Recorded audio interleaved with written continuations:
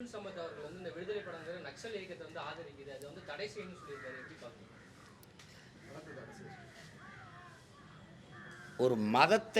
ஒரு மதத்தை போற்றுவது, மதம் சார்ந்த மக்களை மட்டுமே நலன் சார்ந்து பேசுவது, அதை மட்டுமே பேசுவதை விடவா ஒரு கொடிய நக்சல் இந்த நாட்டில் இருந்துட முடியும்?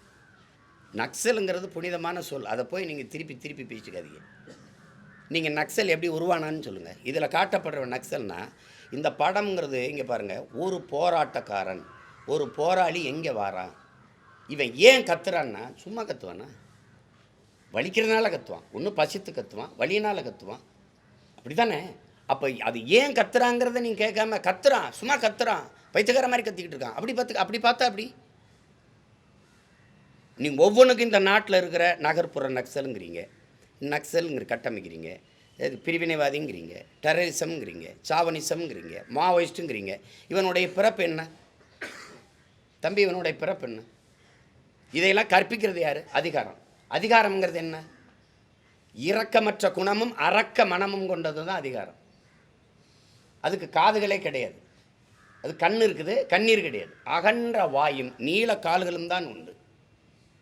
கால்களை வச்சு மிதிக்கு நசுக்கும். நீங்கள் எது ஒன்று பேசினாலும் உரிமை, என் நிலத்தை எடுக்காத, என் வீடை இடிக்காத, என் வளத்தை எடுக்காத, ஐயோ என் மலையை வெட்டாத, என் வளத்தை சுரண்டாத, என் உரிமையை கொடு, எனக்கு வேலை கொடு, எனக்கு இதெல்லாம் கேட்டிங்கன்னா நீ இந்த காலை வச்சு நல்லா மிதித்து நசுக்கும். அந்த செயலை அகன்ற வாயை வச்சு பேசி நியாயப்படுத்தும். இதுதான் அரசு, இதுதான் அதிகாரம். இந்த அதிகாரம் சொல்கிறதையா கேட்குறீங்க நக்சல்னு? அநீதி எதிர்த்து போராடுறவன் தானே இங்கே தேவைப்படுது. அப்புறம் அநீதி எதிர்த்து போராடி தானே நீ விடுதலை விட்டுற. அப்போ பகத்சிங் நக்சலா? சுபாஷ் சந்திர போஸ் நக்சலா? அடக்குமுறை ஒடுக்குமுறை எதிர்த்து போரிட்டவனெல்லாம் நக்சலா? அப்போ எப்படி பார்க்குறீங்க நீங்கள்? இதெல்லாம் எது கொடுமை? அவங்க ஏதாவது சொல்லுவாங்க, என்னப்பா அவங்க கோட்பாடு இதில் சொல்லப்படல, இல்லை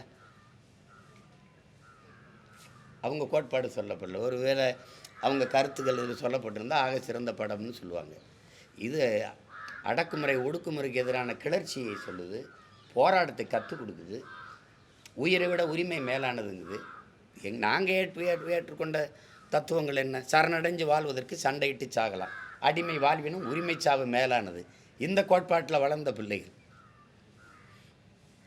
அது அடிமைப்படுத்தி அதிகாரத்தை செலுத்துகிற கூட்டத்தில் இருக்கிறவங்களுடைய மொழி அது கருத்து. அது போய் பேசிட்டு கொண்டதில்லை. வன்முறை காட்சிகள் வந்து கொஞ்சம் கூடுதலாக இருக்குது. இன்றைய காலகட்டங்களை வந்து இந்த மாதிரி காட்சிகளை பார்த்தா ஸ்டூடெண்ட்ஸ் மத்தியில் இந்த படம் வர்றதுக்கு முன்னாடி நிறைய கொலைகள் நடந்துருச்சு. இப்போ 20ஆம் தேதி தான் வந்திருக்கு. நீதிமன்ற வளாகத்துலேயும் பள்ளிக்கூடத்தில் பிடிச்சிக்கிட்டு இருக்க வாத்தியாரை கொன்னது, நீதிமன்ற வளாகத்தில் கொன்னது, இதுகளெல்லாம் எப்படி? இதெல்லாம் வந்து இந்த படத்தை பார்த்து தான் போய் கொண்டாங்களா? இதுக்கு முன்னாடி கொலைகளே இல்லையா? வன்முறையே இந்த நாட்டில் இல்லையா? 15 பேரை ஸ்டெர்லைட்டு ஆலை போராட்டத்தில் சுட்டு கொண்டது அதிகாரமாக இல்லையா? அது மாதிரி காட்சி தானே இதில் இருக்குது. நீங்கள் அப்படி தான் பார்க்குறீங்க. 20 பேர் ஆந்திர காட்டுக்குள்ளே சுட்டு போட்ட அதிகாரத்தை யாருமே நீங்கள் கேள்வி கேட்கல. கேட்டால் திருட வந்தாங்கிறீங்க. திருட வந்தால் கைது பண்ணி சிறையில் தானே போடணும், சுட்டு கொள்ளணுங்கிறது நீதி இல்லையே. அப்படி ஒன்றும் இல்லையே. அந்த அதிகாரத்தை நீங்கள் கேள்வி கேட்டிங்களா? கூலிக்கு வெட்ட வந்தவனை சுட்டு போட்டியில் வெட்டி ஏற்றுற முதலாளியை கைது பண்ணியான்னு நீங்கள் கேட்டிங்களா? ஏன் கேட்கல? நீங்கள் எல்லை தாண்டி வர்றான்னு என் மீனவனே சுடுறியே, கேரளா மீனவன் எல்லை தாண்டி வர்றானான்னு கேட்டிங்களா? வர்றான், ஏன் நீ சுடலை?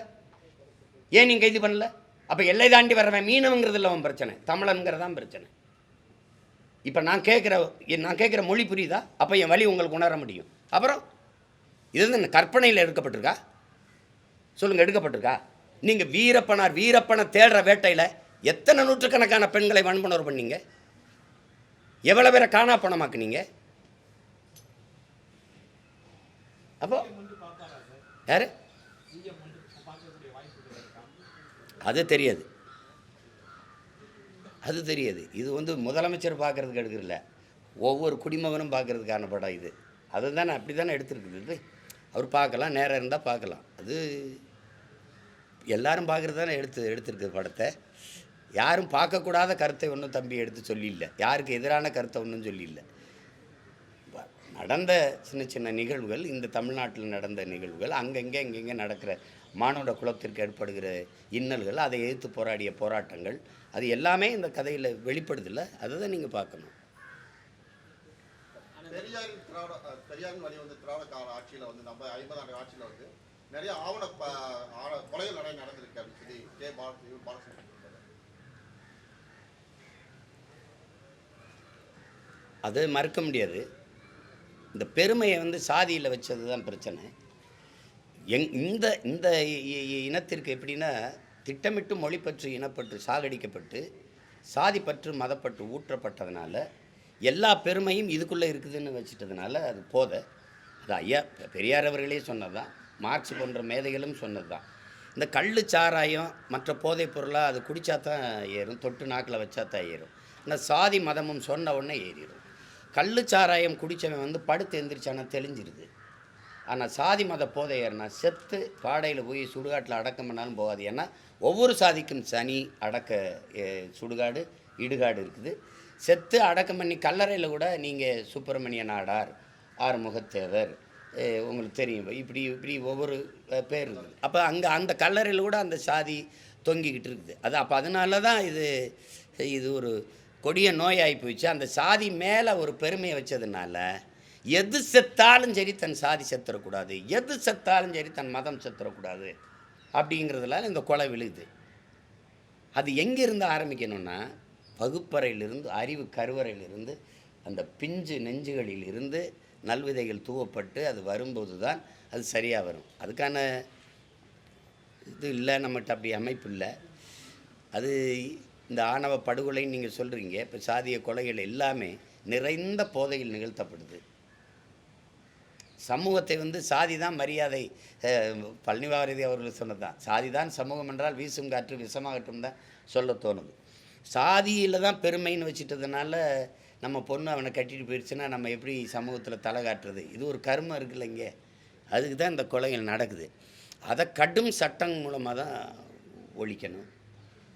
அப்படி சாதி மறுப்பு மத மறுப்பு திருமணங்கள் செய்தவர்களுக்கு அவர்களுடைய குழந்தைகளுக்கு வேலைவாய்ப்பில் கல்வியில் எல்லாவற்றிலையும் முன்னுரிமை கொடுக்குற சட்டம் இயற்றி வரும்போது கொஞ்சம் கொஞ்சமாக செத்துரும்.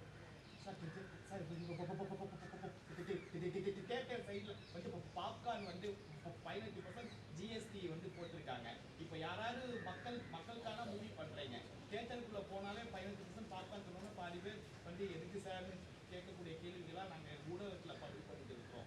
ஸோ அந்த 15% ஜிஎஸ்டி பாப்கார்னுக்கே 15% ஜிஎஸ்டி. நான் மொத்தமாகவே எதிர்க்கிறேன், அதை வெறுக்கிறேன். உங்களுக்கு புரியுதுன்னு நினைக்கிறேன். நேற்று கூட ஒரு தம்பி கிரெட்டா அப்படின்னு ஒரு கார் வாங்கினேன். கார் இந்த மயிலுந்தின் விலை 13 லட்சம், ஆனால் இது 15 லட்சம் அதுக்கு வரி மட்டும் கட்டியிருக்கேன் அப்படிங்கிறாப்புல. நீங்கள் இந்த பாப்கார்ன் தானே உணவு பண்டத்தில் சொல்கிறீங்க. பார்வையற்றோர் எழுதி படிக்கிற தாள் இருக்குல்ல, அதுக்கு வரி உங்களால் நம்ப முடியுதா? இடுப்பு கீழே விளங்காத ஒரு பயணிக்கிற முற்சக்கர வாகனம் இருக்குல்ல, மாற்றுத்திறனாளிகள், அதுக்கு வரி. கேட்குற திறன் கருவி இருக்குல்ல, அதுக்கு வரி. இதையெல்லாம் எப்படி பார்க்குறீங்க? எல்லா கருமம் இளவு வரியும் எடுத்துகிட்டு போங்க.